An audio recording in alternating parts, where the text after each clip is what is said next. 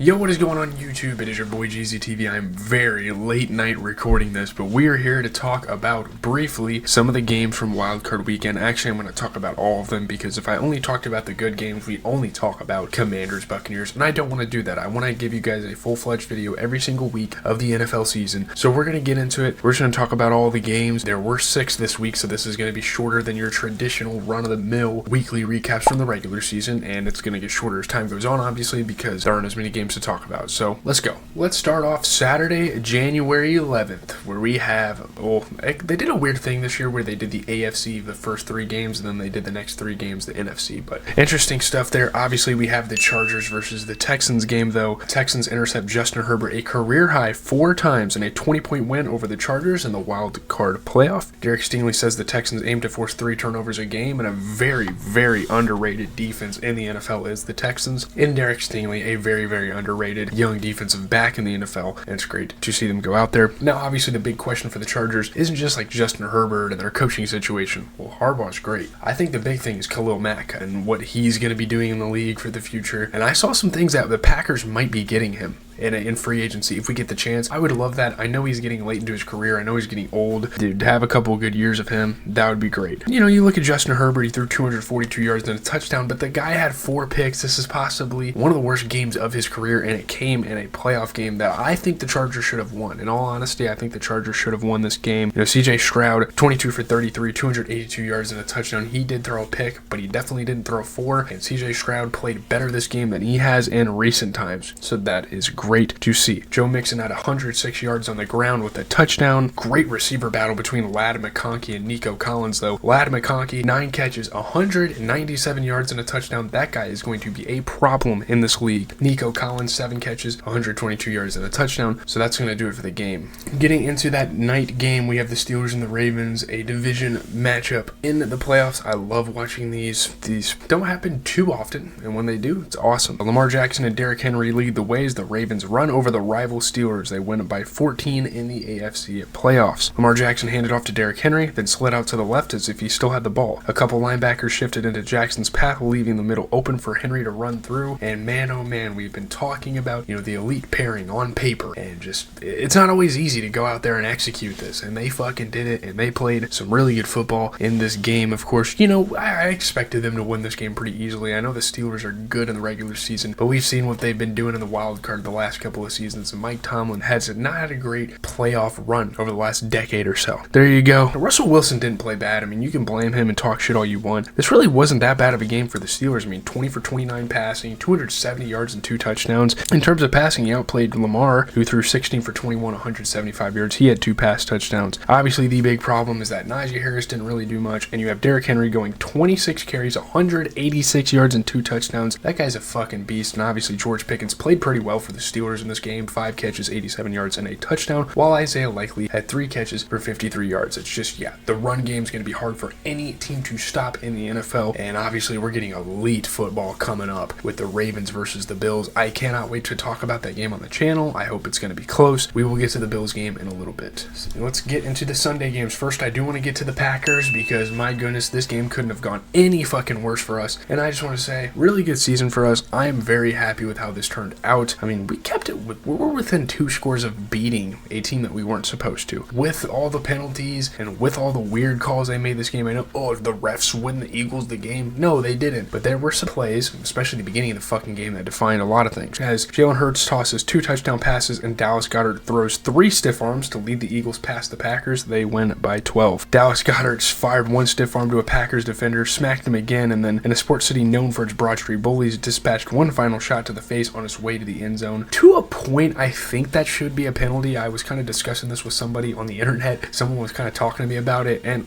I'll give the benefit of the doubt to Dallas Goedert. I mean, it is a pretty standard stiff arm type of thing, just kind of jabbing at someone, but it might get to a point, I don't know, maybe they're going to implement some rules in the future, but I don't think there was too much wrong with it. But shout out to Dallas Goedert. That was a monstrous play. Obviously, AJ Brown had the funny moment of reading a book in between drives. Josh Jacobs, though, he put his heart and fucking soul in this game. He's one of the only guys that came out and really showed up this game. But yeah, Jalen Hurts giving it to guys like Jahan Dotson. It's just that opening kickoff play really killed it for the Packers. You look at Jordan Love, I mean, 20 for 33 threw 212 yards, 3 interceptions. One of them was definitely a PI, but nonetheless, he still threw some picks that shouldn't have been thrown, underthrown passes, just blatantly missing linebackers in the middle of the field. I don't know what was going on there. Jalen Hurts 13 for 21, 131 yards and 2 touchdowns. And not to sound weird or something, but this has got to be concerning for the Eagles. This is the worst game the Packers have played all year, the worst team in the NFC playoffs, and you beat them by 12. I don't really know. Saquon Barkley had 119 yards on the ground. You get Josh Jacobs getting in the end zone. Jaden Reed, before getting hurt, had 4 catches for 46, while Devontae Smith had 4 catches for 55. Man, oh man, we are only halfway through the action as we are going to get to the Broncos and the Bills. Man, this looked so good for the Broncos after that first drive, but it just kind of, the steam ran out quickly for them. Josh Allen leads a balanced offense. The Bills dominate the Broncos for a 24-point wildcard win. Josh Allen of the Buffalo Bills spread the wealth approach on offense that was so productive in the regular season, proved unstoppable in this wildcard game. Crazy touchdown between Josh Allen and Ty Johnson that was almost called incomplete. I mean, the guy kind of swiped his toe out of bounds, but great focus. That was an awesome fucking play. Will Lutz had some doinks. I'm not going to blame the game on him because they lost by 8 field goals, and he only kicked a couple. And it's crazy. I didn't know Curtis Samuel was still in the league, but he fucking broke one this game. This was crazy.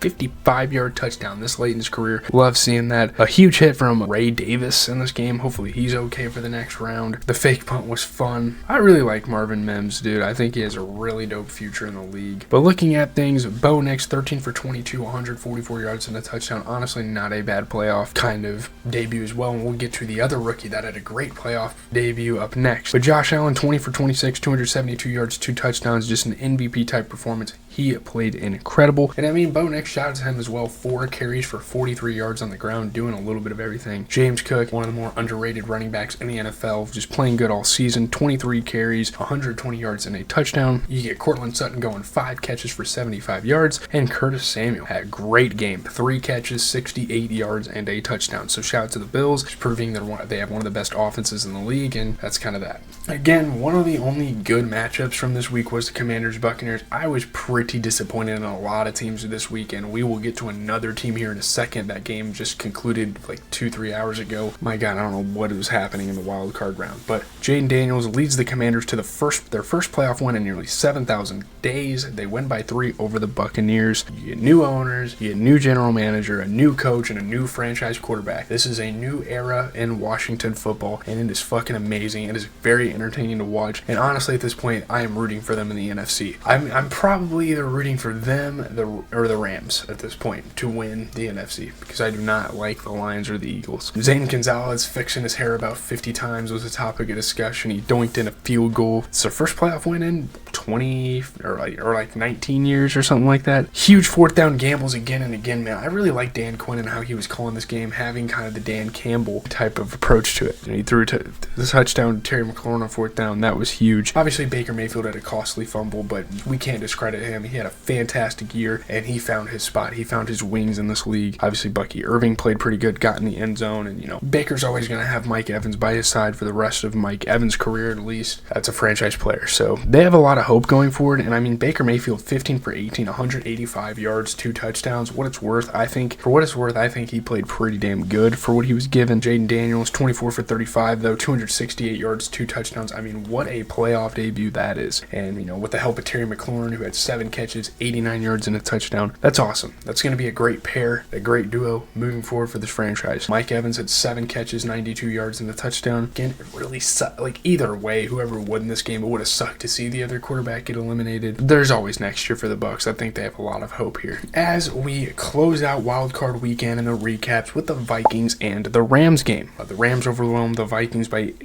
18 in the Wild Card playoff game, moved to Arizona because of the LA wildfires. They didn't even get a true home field advantage, and they came out here, they played their fucking ass off. You know, Sam Darnold tried to step up in the pocket to find a receiver, but there was nowhere to go. The blue and yellow wall that was the Los Angeles Rams' defense closed too fast, and for years and years with Aaron Donald, man, this LA Rams pass rush has just been so notorious, and for that to continue even after him being in attendance to the game, that was awesome. 57-yard scoop and score for the young guy, Jared Verse, who's going to make huge waves for this defense for years to come. 9 sacks. That's a playoff record, tied. Man, just Sam Darnold, boom, boom, boom, boom, boom, just taken down again and again and again. That was really the only big things on the highlight reel. And Matthew Stafford and them just came out swinging. Huge, awesome throw to Tyler be. Matthew Stafford, man, 19 for 27, 209 yards, 2 touchdowns. Just a very solid playoff game. And I don't think Sam Darnold played bad per se. I mean, 25 for 40, he threw for a touchdown. He did throw for a pick. He did have a fumble. Very costly stuff. Couldn't really make a decision. Was looking like a young quarterback out there, like he's not a veteran or something. I don't know.